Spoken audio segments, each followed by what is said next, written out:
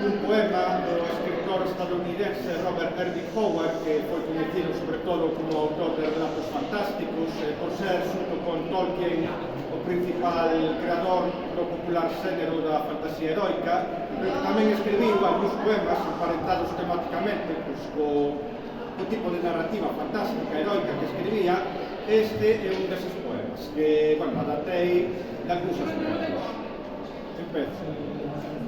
Unha neboenta mañá de outono, mentres camiñaba polos montes de Mende, sentí cantar esta cantiga ancestral aos espíritos da fraga. Lembra os escuros piñeiros que medraban nas ladeiras dos outeiros, as grises néboas que sempre cubrían o ceo, os tristes ríos que corrían silandeiros, o vento que subiaba entre os montes. Aquela era a nosa triste terra, onde as árbores en follas termían agitadas polo vento, onde as negras fragas estendían as súas sombras ata a fin do mundo.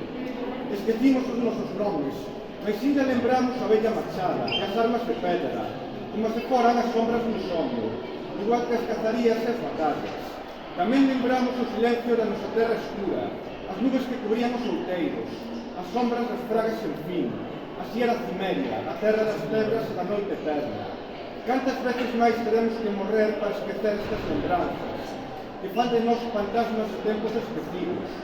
Nos nosos corazóns sempre preparemos os sonhos de Cimeria, a terra das tebras e da noite eterna.